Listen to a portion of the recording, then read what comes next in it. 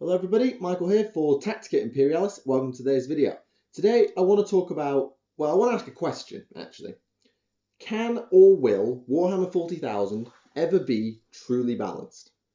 It's a simple question, but one with probably quite a complicated answer that some people will probably jump to conclusions on. Now, the obvious answer in the cynic's mind is no. The obvious answer is it will never be balanced because GW can't write balanced rules. Maybe. But I also believe it won't be balanced, but I have a different reason. And then there'll obviously be people who think it will be balanced. Of course, everybody is different. So in the comments below in this video, make sure to leave your suggestions, leave your thoughts on this topic, either on what I have to say or just on your thoughts generally. So why do I not think 40k will be balanced? Because I don't. To put a long story short. So let's look at it from GW's perspective before we go into anything else. When GW sits down to write 8th edition, whenever that also happens to be, or when it sits down to write the next new codex, they will have to write a set of rules, of course, and they will have to test those rules. And that's all well and good. But when they test those rules, they will not be able to consider all the gimmicky interactions that comes from the game. You could give someone a year to write a codex and they would probably still miss something. We're human after all, we make mistakes. And that makes me think that sometimes the things that we abuse as gamers aren't there because GW wants us to abuse them. It's there because either they had a small oversight or they didn't realize quite how powerful it was going to be, or something came out later that actually broke the combo. So the classic example, I think, in my head is Taudar. Because Taudar is good, don't get me wrong. Taudar was amazing back in 6th. Everybody ran Taudar. But I don't think when GW sat down to write the Tau Codex, they were considering how good it would be with the upcoming Eldar Codex that was still in production, or maybe hadn't even been started. As a result, I think that maybe, just maybe, what happened with Taudar wasn't completely the fault of GW. Yes, maybe they made Tau allies too nice, but they did that before the 6th edition Tau Codex came out. Maybe it was still in the pipeline at the time, but that allies matrix was made before the Tau Codex and before the Eldar Codex, and nobody maybe realized quite how bad it was going to get. Just a thought. And then you think about old and new codices. So like there might be a combo in a codex now that doesn't quite work, but when a codex comes out 3 months later, it might suddenly become OP. I can't think of one off the top of my head, but I think one that comes to mind is the High Fleet Leviathan expansion that came with Shield of Baal, because that basically gave everybody access to 3 Flying Hive Tyrants with a Mucolid Spore, which was ridiculous, and everybody was using it for a while. Apparently I heard at a tournament where every army had 3 Flying Hive Tyrants because of High Fleet Leviathan. And while everybody knew Flyrants were good, it was only the addition of the Mucolid Spore and the changed Force Org that made it so bad for everyone else. Again, an oversight from planning maybe too far ahead or not seeing something coming. And when the rules change, like the addition changes, Lord help everybody. Seriously. Like, Eldar and Taudar got a bit nerfed because the Allies matrix changed, but then they made the Imperial Allies matrix really, really simple and took away all the fun and the narrative within it to make it really simple, thus meaning that Imperial combos now are sickeningly good. And whereas perhaps in the past you couldn't go, I don't know, Dark Angel Space Wolves because they didn't get on very well, there's a lore reason why, it's now just Battle Brothers, meaning you can combo Logan Wing with Deathwing, Ravenwing, Azrael nonsense, and then throw in a guard blob for good measure. Also, while I'm going to talk about that, I'm also going to mention that they should not have taken Chaos off Guard's Allies Matrix. Seriously, that was an oversight. Traitor Guard is a thing, people. Right, enough about that. So, what I want to get to at that is basically, let's not pin it all on GW. Yes, they write some things that are a bit ridiculous. They need to sell the units. They have a reason for making things strong, is to make the model or the book sell. we cannot then completely blame them for that, because that's how they stay alive and how 40k keeps going, basically. But everything they do make that's overpowered is not necessarily by design. Some of it's by fault, by mistake. And that, I think, is where we have to start looking away from GW as the reason why we have so many unbalanced gimmicks in the game.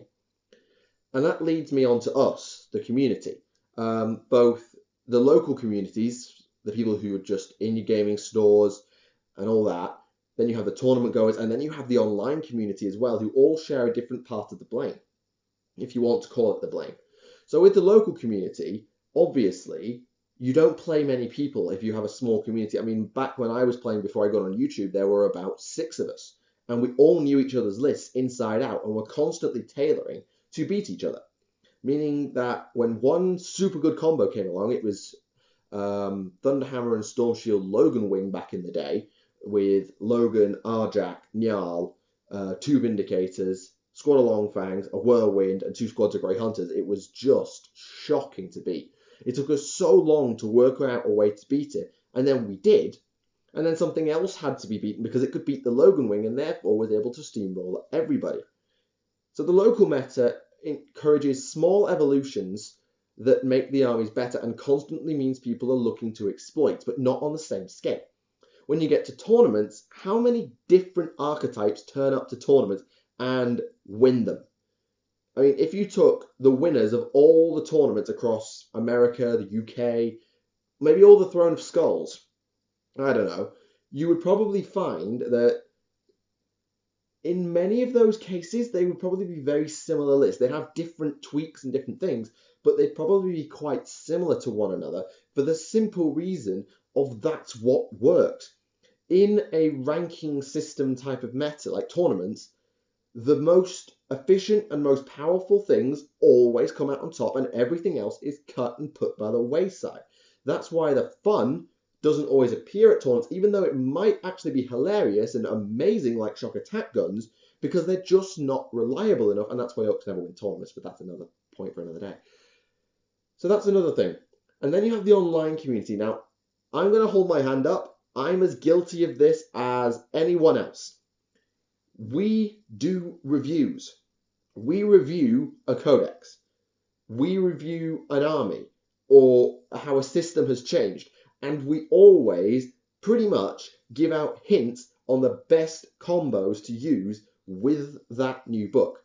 So it might be when I did my Tyranids analysis, I believe I was talking about giving Ahara-Specs regeneration, or giving Tyrannofexes regeneration, because I think that's really, really good.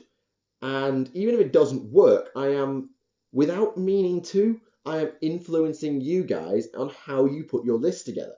It might not be by much, and it might not actually work, but I am having an influence on how you write your list. And if it doesn't work, you just go and look at someone else's codex review where they say, well, maybe if you take that out and try this instead, and you keep doing that. You keep looking at something, refining, trying, succeeding or failing to a varying degree, going back to the internet, looking at something else that worked. Maybe you look at a blogger who went to a tournament recently and what lists were being run there. And you keep refining your list until it becomes hyper efficient if you're a play-to-win gamer. If you're a play-for-fun gamer, it's not so bad. But when you either are completely win at all costs, or you are someone who bridges the gap like I do, I like to have fun, but I like to win at the same time, you end up refining your list by constantly going through iteration after iteration of just editing. And it only gets worse sometimes when you see battle reports. When battle reports always run the same list or variations on a same list, like Matthew's Tyranids at Mini Wargaming for their current campaign, the amount of times he's running the same list just with different units depending on the points cost is silly. There's so many repeats because that's just what works for him and works generally. Like the amount of guard lists that run Paskin a Punisher. I didn't rate Paskin a Punisher, so I would have said that's not very good. And then you go and see a load of people talk about it, so you try it. But yeah, the online community has a big influence on how you write your lists, whether you know it or not. Like you could look at a Spiky Bits quick review and then look at one of my reviews and one of Mini Wargamer Jay's reviews and so on and so forth until you just get exactly what you want from your army. and it becomes super, super strong. And that's where the unbalance comes from, the imbalance, sorry. It comes from people who look to exploit things to make them super good. And that's before you even get to allies. Good God, when you add allies into the mix, it just becomes ridiculous trying to predict every combination and try all the different things. If you're one of those people who's fortunate enough to own every codex and get regular gaming, you could try everything and just settle on what you're happy with and then steamroll everybody with it. And that obviously means there is a power differential between every different army. So maybe at the moment, I think we can sort of agree Necrons are kind of up there with the Decurion. Add in the right ally and they could go even higher. And then sometimes you have armies that don't work. On a competitive level, I find, I mean, this is just my opinion, that Guard suck. Maybe I'm terrible with Guard and I play them the wrong way, but Guard are bad for me. I don't think they're that good. And Orcs, whilst they are better, are not consistent enough because they have a lot of gets hot, they have a lot of random shots, random AP, random strength, all those sorts of things make it very difficult to create a consistent Orc army. And that's why there's such power differentials between armies and why some armies will just steamroll. And then you add in the matchups and things and it just becomes crazy. And then you add allies and it becomes even more crazy. It's just, it gets out of hand. And again, that's why I don't blame GW. There's so many combos now that you just can't see them all. Right, so that's my thoughts on balance in 40k. Can it be fixed? I guess that would be a nice place to leave it. Can we ever fix the balance issue? Well, no. Also, no. Even if GW came out with the perfect rule set, by which I mean to an acceptable tolerance, like within a very small area, if that's your power line, everybody is within a very short range of it. Everybody's on a roughly even playing field.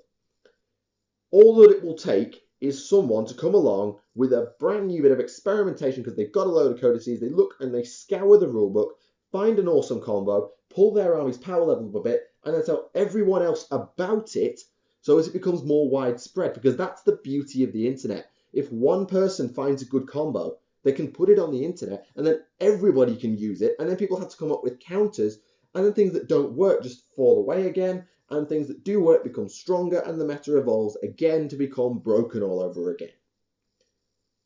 So there you have it. My thoughts on balance in 40k. Maybe you can pin it on GW, but I partially pin it on us. And even if it was nothing to do with GW, it was perfectly balanced on paper, we would still break it. That's my thoughts. But of course, that's just my opinion. And I'd love to hear your thoughts. So please, go into the comments below, leave your opinions, either agreeing, disagreeing, to whatever extent. Maybe try and explain why, and we can have a proper discussion because I do read my comment section. Leave a like if you enjoyed this video, or if you think I'm spouting complete nonsense, feel free to leave a dislike, and then I'll know if I'm talking sense or not. Be sure to subscribe if you haven't already. I really would appreciate it. We're on a nice grind to 500 subscribers, which I'm really hoping will come soon. So thank you for watching. My name is Michael for Tactica Imperialis, and until next time, I'll see you all again.